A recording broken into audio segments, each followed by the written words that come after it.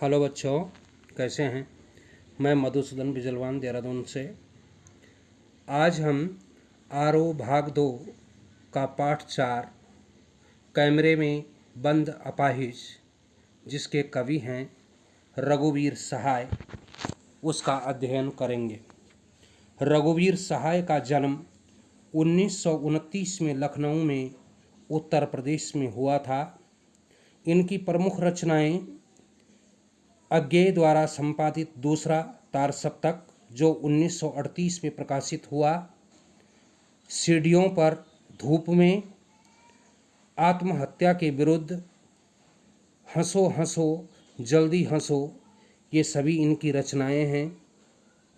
उत्कृष्ट साहित्य के लिए इन्हें साहित्य अकादमी के पुरस्कार से भी नवाजा गया है और कवि का निधन 1990 में दिल्ली में हो गया था। यहाँ पर प्रस्तुत कविता कैमरे में बंद अपाहिज, जो लोग भूल गए हैं नामक कविता संग्रह से लिया गया है। यहाँ पर कवि ने शारीरिक चुनौती को झेलते हुए व्यक्ति से टेलीविज़न कैमरे के सामने किस तरह के सवाल पूछे जाएंगे और कार्यक्रम को सफल बनाने के लिए कैसी भूमिका की अपेक्षा की जाएगी, इसका लगभग सपाट तरीके से बयान करते हुए कवि ने एक पीड़ा के साथ साथ दृश्य माध्यम से संबंध स्थापित करने का प्रयास किया है। कैमरे में बंद अपाहिज। हम दूरदर्शन पर बोलेंगे, हम समर्थ शक्तिवान, हम एक दुर्बल को लाएंगे एक बंद कमरे में। यहाँ पर कवि ने एक अपाहिज की दयनीय स्थिति का चित्रण किया है। इसके साथ ही कवि ने दूरदर्शन के अमानवीय व्यवहार की झांकी भी प्रस्तुत की है।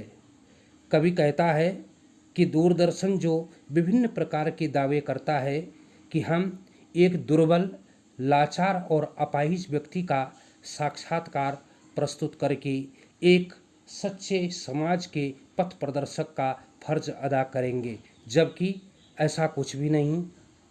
वास्तविकता कोसों दूर है। उससे पूछेंगे तो आप क्या अपाहिज हैं, तो आप क्यों अपाहिज हैं, आपका अपाहिजपन तो दुख देता है। कैमरा दिखाओ इसे बड़ा बड़ा। हाँ तो बताइए आपका दुख क्या है, जल्दी बताइए। वह दुख बताइए, वह बता नहीं पाएगा। यहाँ पर भी कवि ने दूरदर्शन को माध्यम बनाकर एक शारीरिक चुनौती झेल रहे व्यक्ति को अपमानित करने का प्रयास किया है।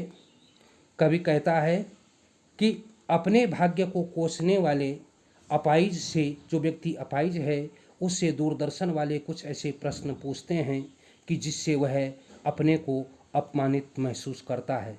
वास्तव में इस कार्यक्रम से जो लोग जुड़े हुए हैं वो अपने कार्यक्रम को रोचक बनाने के लिए ऐसा कार्य करते हैं।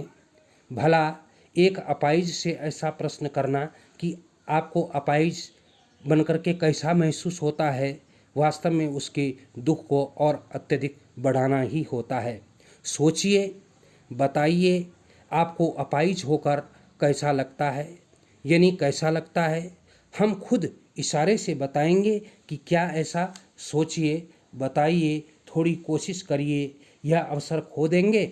आप जानते हैं कि कार्यक्रम रोचक बनाने के वास्ते। यहाँ पर भी कवि उस शारीरिक चुनौती झेल रहे व्यक्ति के उचित भाव भंगिमाओं के साथ पीड़ा व्यक्त करना चाहते हैं ताकि खूब वाहवाही लूटी जा सके। दूरदर्शन के माध्यम से जुड़े लोग उस अपाहिज से बेहुदा कार्यक्रम को सफलता के लिए स्वयं अनेकों प्रकार की भाव भंगिमाएँ स्थापित करके वैसा ही करने के लिए कहते हैं जैसा कि उसे बताते हैं, और उसे अंत में कहते हैं कि यदि आप सही भाव भंगिमाओं का प्रदर्शन नहीं कर सके तो यह जो अच्छा सुअवसर है उसे आप खो देंगे। यहाँ पर चक्षुष बिंब का सुंदर प्रयोग कवि के द्वारा किया गया है। अब आगे हम कुछ पूछ कर उसको रुला देंगे। इंतज़ार करते हैं आप भी उसे रो पड़ने का इंतज़ार करते हैं। और इस प्रकार हम उस अपाहिज व्यक्ति को बार बार कह करके, बार बार उससे प्रश्न पूछ करके उसे रुला देंगे, ताकि हमें तो क्या करना है, हमें दर्शकों को भी और उस व्यक्ति को भी एक ही साथ रुलाना है। फिर हम पर्दे पर दिखलाएंगे फूली हुई आँख की एक बड़ी तस्वीर, बहुत बड़ी तस्वीर, और उसके ओंठों पर एक कसमसाहट भी। आशा है आप उसे उसकी अपंगता की पीड़ा मानेंगे।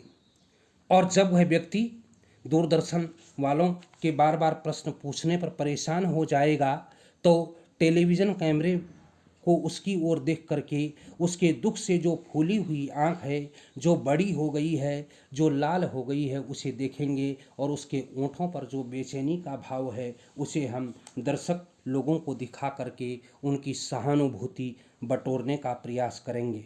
टेलीविज़न कार्यक्रम की इससे लोकप्रियता बढ़ेगी, और जब दर्शक इस कार्यक्रम को देखेंगे तो उनके अंदर अपाहिज की वेदना को देखने का प्रश्न भी खड़ा होगा। एक और कोशिश दर्शक, धीरज रखिए, देखिए, हमें दोनों एक संग रुलाने हैं, हमें दोनों एक संग रुलाने हैं।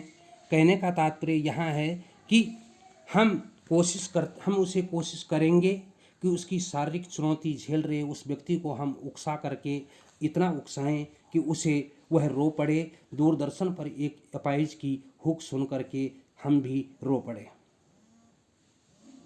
इसके आगे कवि ने यहाँ पर चित्रात्मक शैली का प्रयोग किया है। पर्दे व कीमत में अनुप्रास अलंकार का प्रयोग किया गया है। भाषा में व्यवहारिकता का पुट भी जगह जगह दिखाई देता है। मुक्त छंद प्रधान रचना है। आप और वह दोनों बस नहीं रहने दो, धन्यवाद। और यहीं पर हम उसे धन्यवाद करते हैं। जैसे ही उसका मकसद पूरा होता है, समय की कमी का बहाना करते हुए हम उससे कैमरा हटा देंगे।